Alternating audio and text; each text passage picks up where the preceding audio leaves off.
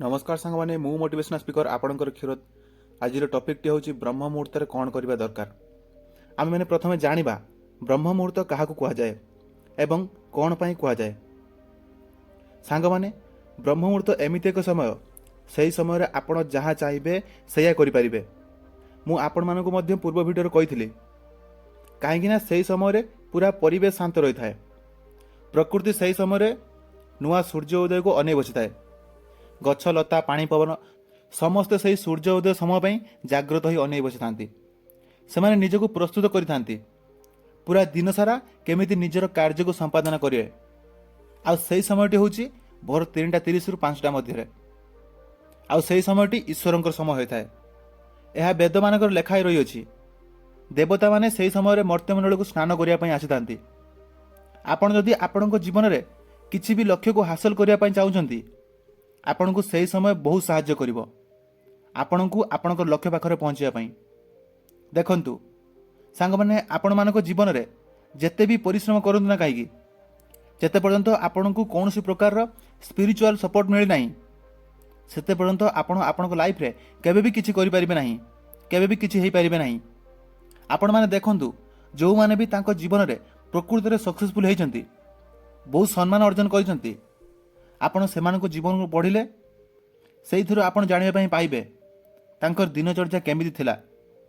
सेमाने तांको जीवन रे केते समय ठार तांकर कर्तव्य आरंभ करुथिले। जो टाइम रे आपण माने सोईथिबे पूरा फुल निदरे सेमाने सेई टाइम रे उठी निजर काम रे निजर कर्तव्य रे लागि पड़ंती। काहेकि ना सांग माने भोर टाइम रे प्रबल प्रबल निद आसी थाए। सेई टाइम को जे निजर मन को कंट्रोल करी निजको उठे दे थाए बिछणारू आ निजर कर्तव्य कौन अछि से काम लगी जाए से लोक ही जीवन समस्त आगुआ रही थाए। ब्रह्म मुहूर्त एमती शक्ति अच्छी आपण विश्वास करें ना। आपण जो काम से टाइम रे उठिबे आपणकर सही काम सक्सेसफुल हेबो। सांग माने आमे एबे जानिबा सही टाइम रे आपण कौन करबा दरकार। जदि आपण जने स्टूडेंट आपण को ए समय गोटे वरदान ठारो भी कम हेबनी। आपण सही टाइम रे उठी निजर शौच काम सारी पाठ पढ़िया को बसी जिवे। आपण से टाइम रे जहाँ पढ़े सबू किसी गोटी गोटी कर मन रपणकर स्मरण शक्ति बढ़ो कहीं से टाइम रे प्रकृतिर वातावरण पूरा शांत रही थाए। से समय आपण को बहुत किसी साहाय्य करिवो किसी भी गोटे कंप्यूटर भली मन रखिया सांग माने जदि आपण जने यंग एज लोक तो यही समय आपण सबुठारु इम्पोर्टेंट समय।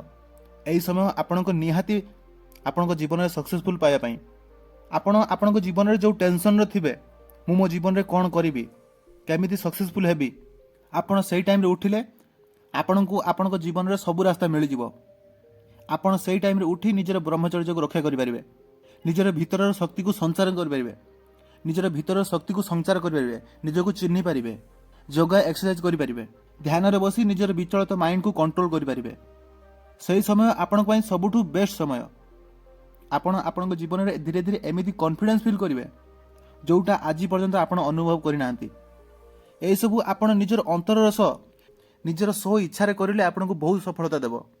जदि आपण बाध्यबाधकतार सहित करेंगे 2-3 दिन पर आपण आ कंटिन्यूअसली सेमिति करि परिबे नाही। आपण एही सब को प्रत्येक दिन अभ्यास करंतु देखिबे आपण को 100% सक्सेसफुल मार्ग रे नै जिवो। ए ब्रह्म मुहूर्त आपणकर लाइफ को संपूर्ण भाव में परिवर्तन कर देबो। ए ब्रह्म मुहूर्त रहउछि। नमस्कार, जय जगन्नाथ।